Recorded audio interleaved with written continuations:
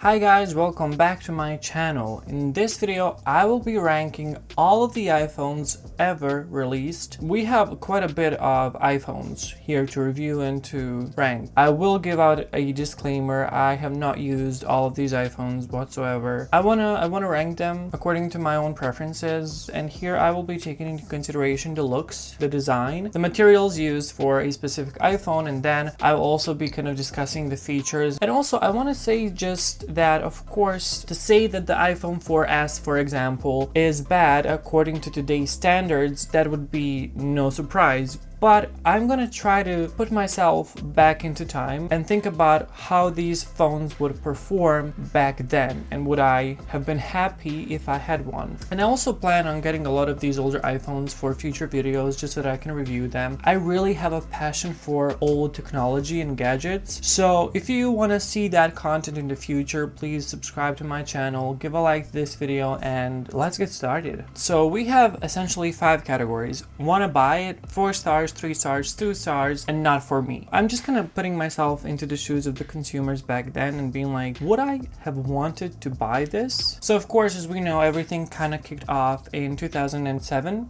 with the iPhone 2G. So that was the first iPhone ever released. It had a 3.5-inch display. It was a TFT touchscreen display, which, you know, if you have a TFT display nowadays, it's really bad. But back then, this was one of the trendsetters of phones, you know, like this was iconic.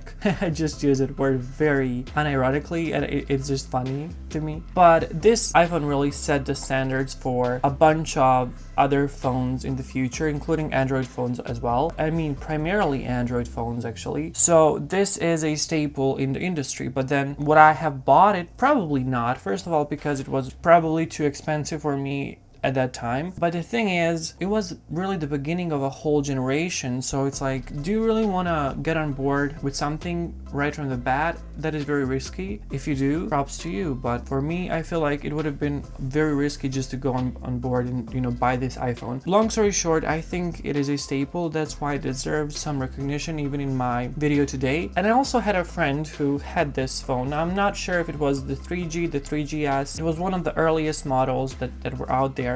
She had it, and I'm just gonna tell you, it was one of the smallest phones ever. And I feel like even back then there were Android phones which were a lot bigger, and I didn't like the separation between the metal part of the phone and then the lower black part of the phone. It just seemed a little bit incoherent, so they fixed it in the 3G and the 3GS. So I'm gonna do it like this. I'm gonna put this at 2 stars, but I'm gonna put the 3G and the 3GS at 3 stars because it really revolutionized the market. But then again, like, there were a lot of things that were missing from, you know, the camera was really a potato. There were not many apps, if any at all, and the whole UI was very limited. It lacked a lot of the things that Androids even back then had, including a moving apps in the app screen or on the home screen. There was actually no separation on the iPhone between the app drawer and the home screen. It was just, you know, all apps, and you couldn't move them around. There was just so many things that were lacking when it comes to this device. Now really we come to my personal favorite designs on a phone, period. The iPhone 4 and the 4S were just so beautiful, like so sleek and so elegant. The glass and the metal around, it was something to be witnessed.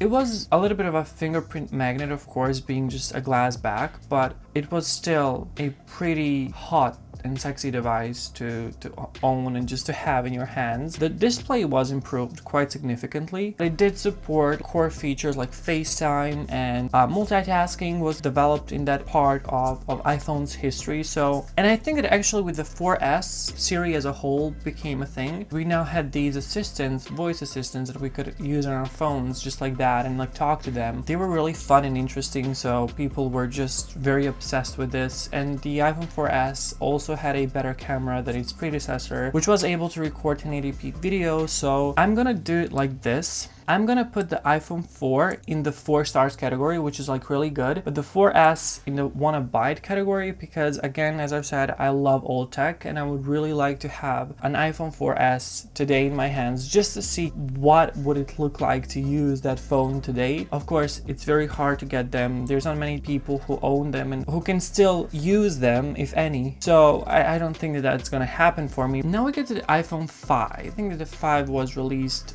before and then iPhone 5C came later. The iPhone 5, as you can see here on this small picture, it was a blend of metal and glass, which is really nice and nicely done. And this was a bigger display, again, a 4-inch display, and then it also had some improvements regarding RAM. It was 1 GB of RAM. Apple Maps were being introduced. This one was a really solid device as well, and I'm gonna say that I wish I had it and owned it. But then we get to the iPhone 5C. Now I'm not quite sure, but I think that's the colorful ones. Yes, that's exactly what it is. I'm not a fan of these. I don't like the way that they look. The colors look too bright and too childish to me. So to me, I would not say that. Like that's yeah. So the iPhone 5C and the iPhone 5S, they were around $649 when they were released. So it's like it's the same as iPhone 5. So they did nothing essentially here. It had a newer chip, that's true. iPhone 5S is different, of course. Now that's a different story. It's the actual like original phone with an improved processor, I believe. So I'm gonna say that this one as well in the wanna buy it category, but the iPhone 5C is just not cutting it for me. And iPhone 5S actually also had a fingerprint sensor, which was really good. Other phones had this technology as well, this feature, but it really revolutionized the market. Because here's the thing about Apple, having access to so many fans around the world and so many customers, even if somebody does something before you, it's still that your actions are going to be memorable because of this huge market that you have. So I feel like they just take some features from the market that are already there, and that they just kind of improve it and really popularize it. So the next ones are iPhone 6 and iPhone 6S. There were a lot of different shades, and like I remember just like the gold one, the rose gold one, the different finishes and all of that. And they actually supported 3D touch, which was one of the leading features of these phones, aside from the bigger display, of course, that came as well. Now I feel like this one actually Apple was following the market and the consumer demand, because Samsung was releasing a lot bigger phones at the time and they were really smashing it with the Samsung Galaxy S3 and S4. They had a 12 megapixel camera, also a 2 GB of RAM, and I think that by this point the software really was what a lot of people fell in love with. Yes, there were some features that were lacking, such as customization in general, but a lot of people preferred that it was very seamless, smooth experience, and that there were not as many bugs, and just it wouldn't slow down after some time of using it. So a lot of people started to fall in love with these iPhones. It was a big phone, by the way. It had a 5.5-inch display, but then it had these very thick bezels on top and on the bottom, so it was a very big phone. I think that these support, or actually they're supported by Apple when it comes to software updates, and back then I would have probably picked the 6S and 6S Plus. Let's do it like this. So the iPhone 6 and 6 Plus, I'm gonna say 4 stars, but then the 6 Plus and the 6S Plus, I'm gonna say wanna buy it, because I would really like to have this phone. Okay, now the 7 Plus, I think that the iPhone 7 and this, okay, actually no, it's the 7. The 7 is a 4.7-inch display as well. It had a Apple 10 Fusion chip, which was a newer chip. Actually, they released the iPhone SE before this, so let's just, I forgot about this one. iPhone SE, I mean, I honestly don't know what to think about it, what to say about it. I'm just gonna say 3 stars. But here we have the iPhone 7. The 7 essentially had the design of the 6 and the 6 Plus. Whereas the 7 Plus, I love the big form factor, especially like the back plate. It looked huge, but these,